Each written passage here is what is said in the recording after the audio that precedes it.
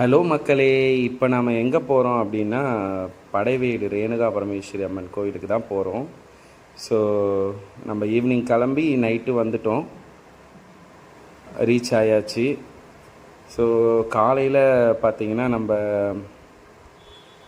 சாமி பார்க்கறதுக்கு சீக்கிரமாகவே வந்துட்டோம். க்யூ செம்ம ரஷ் இன்றைக்கி. ஸோ சண்டேன்றதால ரஷ் அதிகமாக இருக்குது. சாமி பார்த்துட்டு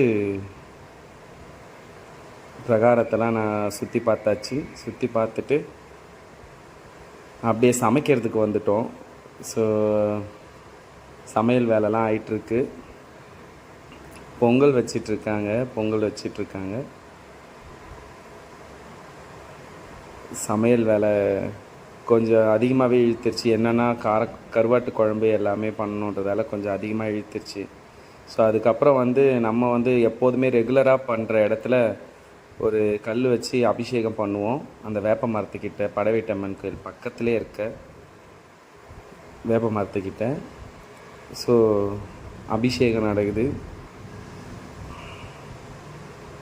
அபிஷேகம் முடிஞ்சதுக்கப்புறம் சடனாக என்ன பண்ணிட்டாங்க, ஒரு முகம் போடுப்பா அப்படின்னு சொல்லிட்டாங்க கல்லுக்கே. ஸோ அதனால் நானுமே ஷார்ட்ஸோடு இருந்தேன். என்னால் எதுவுமே பண்ண முடியல.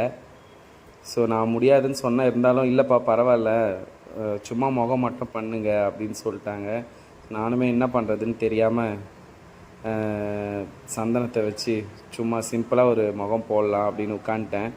ஸோ என்னடா ஷார்ட்ஸோடு உட்காந்து போடுறேன் அப்படின்னு சொல்லிட்டு எல்லோரும் கமெண்ட் பண்ணாதீங்க. ஸோ அது தற்செயலாக நடந்தது தான். அதுவும் இல்லாமல் படைவேட்டு மாரியம்மன் கோவிலில் எனக்கு இந்த ஒரு சான்ஸ் கிடைச்சதுன்றது ஒரு பெரிய விஷயம். ஸோ அதனால் என்னால் வேணான்னு சொல்ல முடியல. அதனால் நான் ஓகே சொல்லிட்டேன். செம்ம க்ரௌடு என்னை பார்க்கும்போது நானுமே உட்காந்து அலங்காரம் பண்ணேன். ஸோ கொஞ்சம் ஷையாக தான் இருந்துச்சு. இருந்தாலும் அலங்காரம் ஸ்டார்ட் பண்ணிட்டேன்.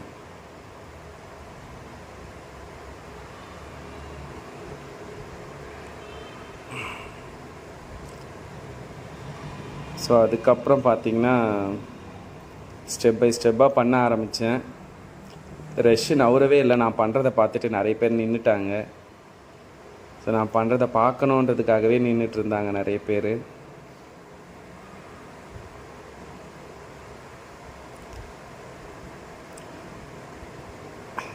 நான் இருக்கிற இடத்த மட்டும் விட்டுட்டு சுற்றி எல்லா சாமிக்கும் படைச்சிட்டு இருந்தாங்க அங்கே.